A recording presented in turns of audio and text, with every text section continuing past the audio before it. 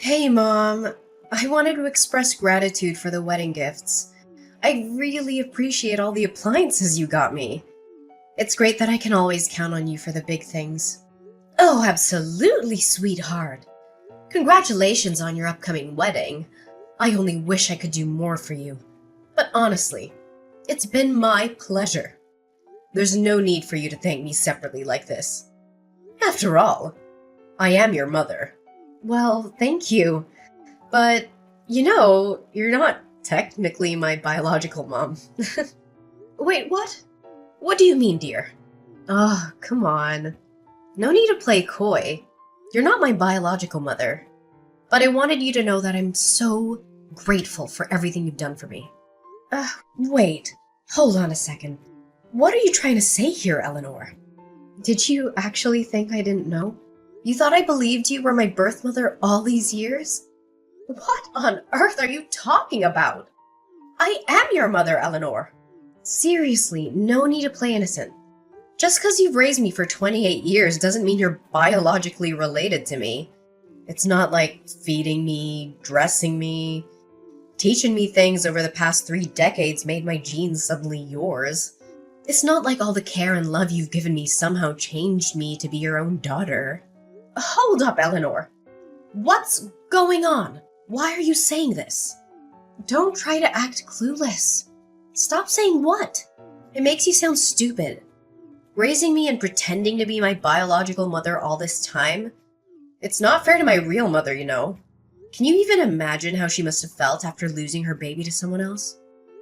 Eleanor, I am genuinely confused. Where is all of this coming from? What have you heard? I can't believe you're spewing out these awful, hurtful things at me. Are you even thinking about what you're saying? Hurtful? Seriously? What about you essentially taking someone else's baby?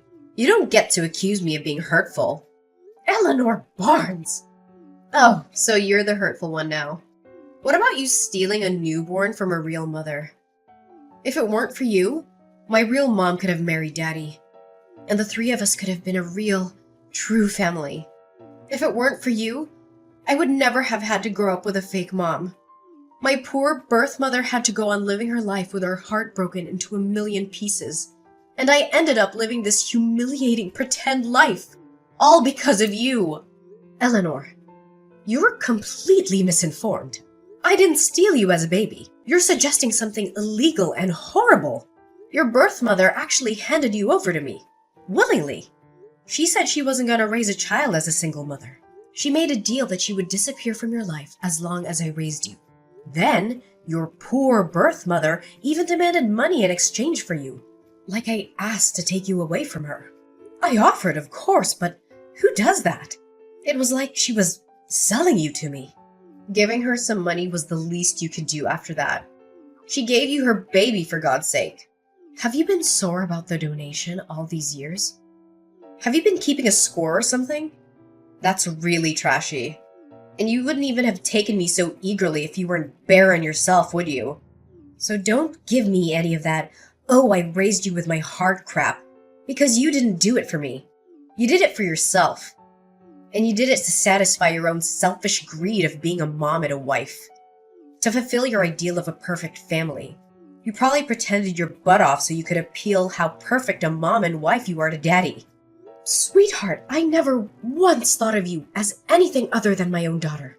I cherished you as a precious gift. I spent the past 28 years being thankful and showing that through raising you. I'm so proud of the woman you've become. I understand that the wedding planning can be stressful, but let's not let it get between us. Always riding that high horse, Paisley, huh? Just take a moment to step down and try to understand how my real mother must have felt. Step out of that fake, cheerful facade of being my mom and see the reality the rest of us have experienced. Do you even have an ounce of decency? I'm not your daughter anymore. I won't play along with your charades or any other fake roles you want me to take on. So save yourself the trouble and don't bother showing up at my wedding or sending emails. Just stay out of my life. I'm cutting ties with you. I'm moving forward into a new chapter, and I'd prefer if you weren't part of it. Got it? Eleanor, How long have you known that I'm not your biological mother? And who told you? Well, now you're asking. Daddy spilled the beans about 3 years ago. Yeah, around the time I met Miles. We all used to hang out together. Daddy, my real mom, Miles and I. Dinners, shopping trips, you name it. You genuinely had no clue? What? Are you serious? I can't believe your father would do that. Well, serves you right for thinking you could tie Daddy down by having a baby. Any baby, that is.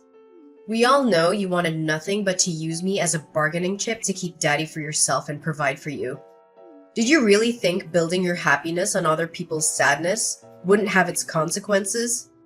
As I already said, I did not steal you away from your birth mother. Eleanor, you have to believe me. And I provided for myself as much as your father did. I didn't have to depend on him entirely. Yes, I am unable to have children of my own, but that is not at all the reason I raised you like you were. Your birth mother. She threatened to discard you at some orphanage like a piece of garbage if I didn't take you. Her word, not mine. And to my eternal shame, I did think about letting her do what she said, because after all, she was your father's mistress and you were their illegitimate child.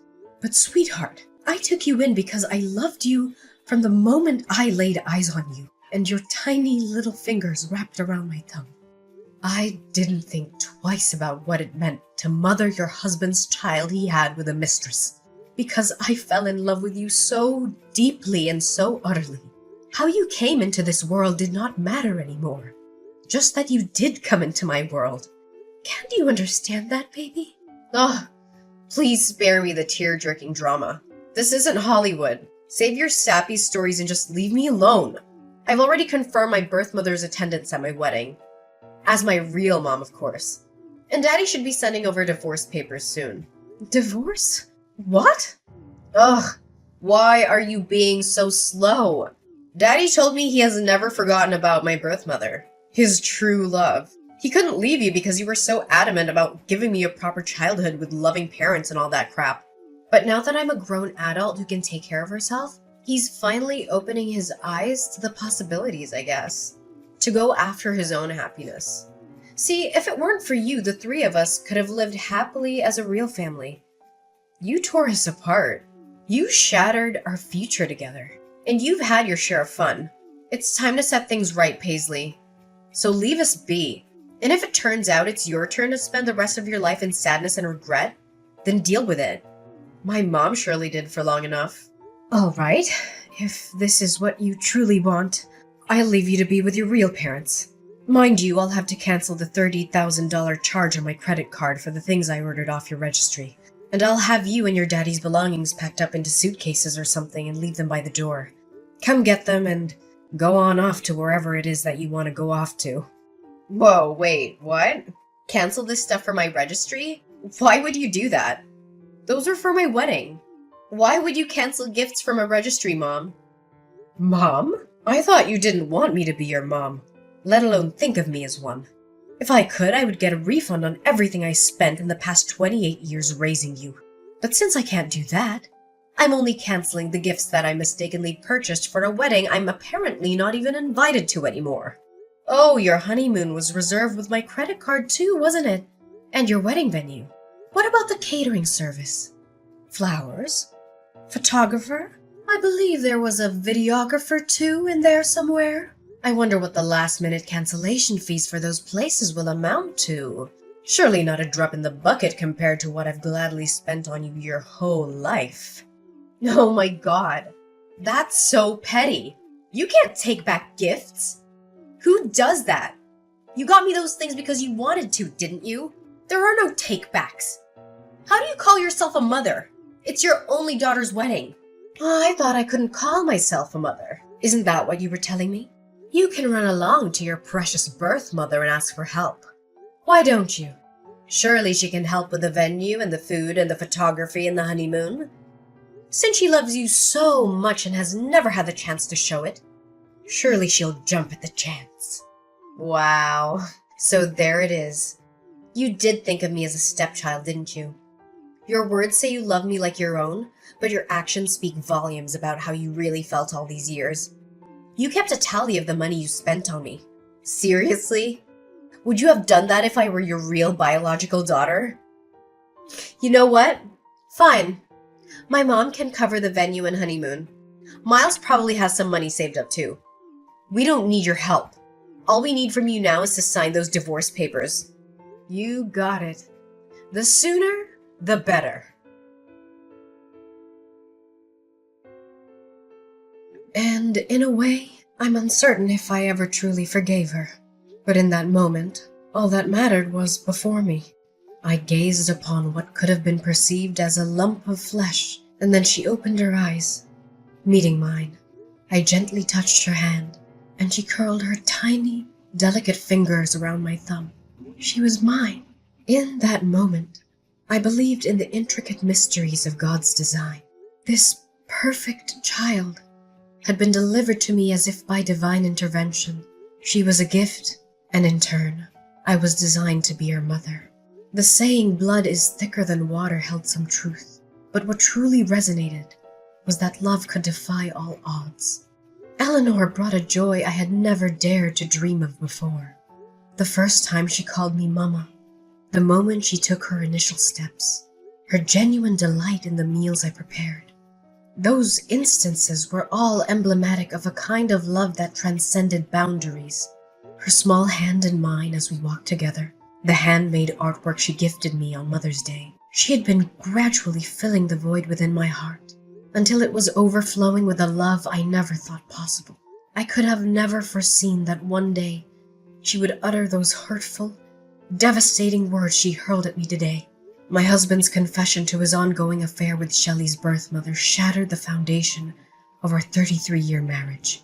Our life together unraveled in the blink of an eye as we walked out of the courtroom with our marriage officially dissolved. Once back home, I hastily gathered their belongings, tossing them into any available box, and left them outside my door. The sight of my now half-empty home was a stark reminder of the abrupt changes that had befallen me. As I tried to process the shock of it all, a text message notification illuminated my phone screen, a message from my now ex-husband.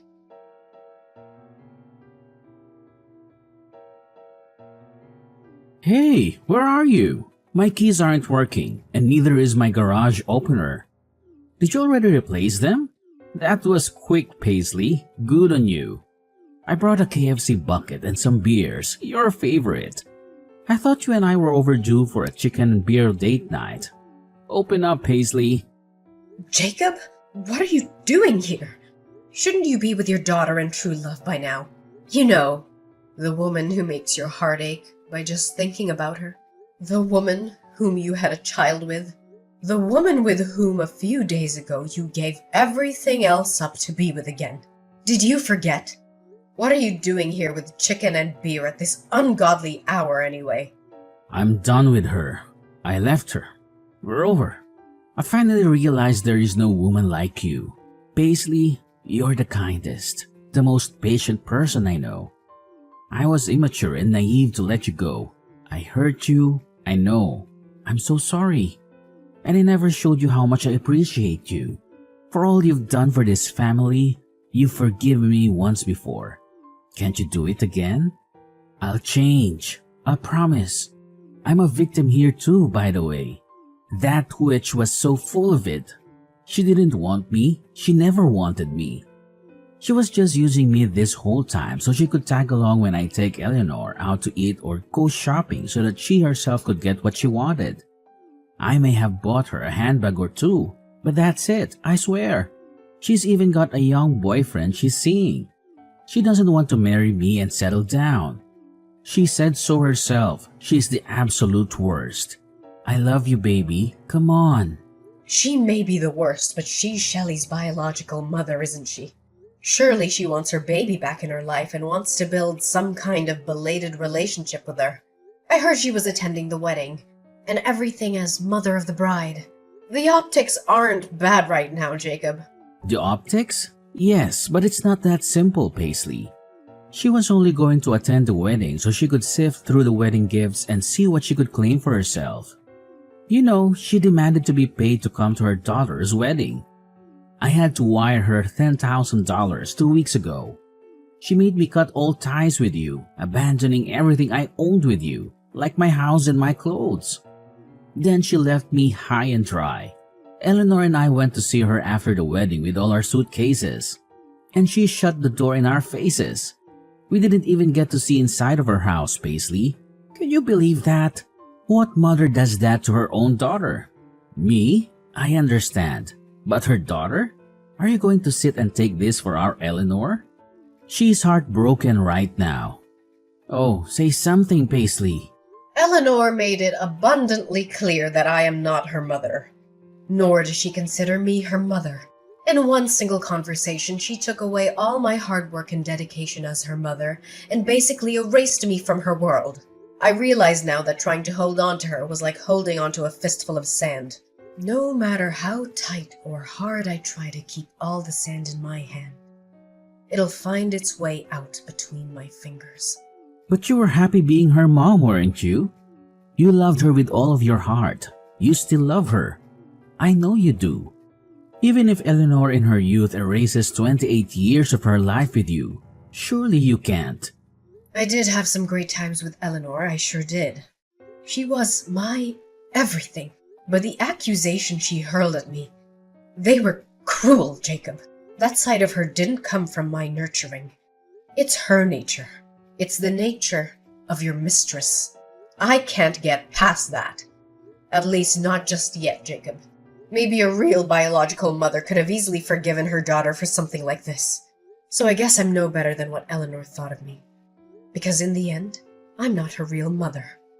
Mom, it's me. Eleanor, I'm so sorry. Mommy, can you please forgive me? I don't know what got into me. If you let us back in, I will never think or talk about my real mom ever again. I'll be the best daughter to you. The kind of daughter you deserve to have. I promise. Please, Mom. We have nowhere else to go, Mom. Daddy and I will come inside and beg us if you want to. Please let us in and you can help me with my wedding plans again. Remember how fun that was? Let's go to the mall together. Just you and me. Like old times. We can stop at the food court and get some cheese fries like we used to. I miss your meatloaf, Mom. I miss your awesome meatloaf with real breadcrumbs. Will you teach me how to make it? I want to pass it down to my kids too. It'll be an heirloom recipe. If I learned anything from this whole ordeal, it is that I wasn't as big a person as I thought I could be. I cannot find it in me to forgive you two for what you've done. I guess I am nothing but an evil stepmother, like you said. After all, our relationship ends here, Eleanor and Jacob. Thank you for the many happy memories you've allowed me the past 28 years, Eleanor.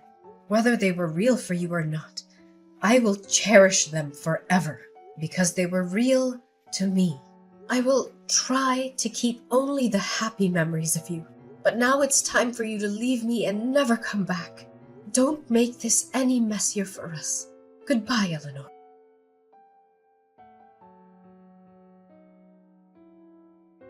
The echoes of their persistent knocking and frantic kicks reverberated through the silence, a desperate symphony of anger and rejection. I stood on either side of the door, the barrier between my past and the uncertain future I was determined to embrace. After dialing the police, 2 patrol officers arrived. Their stern words and authoritative presence finally managed to quell the storm outside my home. Shelley's fiancé, Miles, and his family openly voiced their disappointment at the sudden upheaval caused by the withdrawal of their wedding venue and honeymoon down payments. Their anger and disbelief seemed palpable, yet I remained resolute. They even contemplated putting their wedding preparations on hold, urging Shelley to reconsider her life's path. And in the blink of an eye, Miles made a decision that sent shockwaves through their relationship. He ended things with Shelley, just days before their intended wedding date. Amidst the chaos, Shelley bombarded me with messages and calls, hurling curses my way and placing the blame squarely on my shoulders. It was tempting to succumb to my habitual instincts and try to mend things, But I recognized that I needed to tread a different path. I needed to stop giving them space in my life and focus on rebuilding my own. I chose to turn a deaf ear to her accusations and to free myself from the weight of their turmoil. It was a moment of realization. If anything needed fixing, it was my own life, my own happiness. As the days passed, their presence faded like a distant memory, and the quiet solitude that embraced me was a welcome change. Looking back, it's bittersweet to think that my prime years were dedicated to nurturing a child who, in the end, mirrored the darkness of her birth mother. However, I carry no regrets. Shelley, in her own twisted way, taught me invaluable lessons about love, resilience, and the boundaries I needed to establish for my own well-being. Now, as I stand at the crossroads, I'm ready to pen a new chapter in this uncertain adventure called life. The pages ahead are blank and full of possibility, and I'm determined to fill them with my own happiness, free from the chains of the past. It's a fresh beginning, a journey that's mine to craft, a future waiting to be written.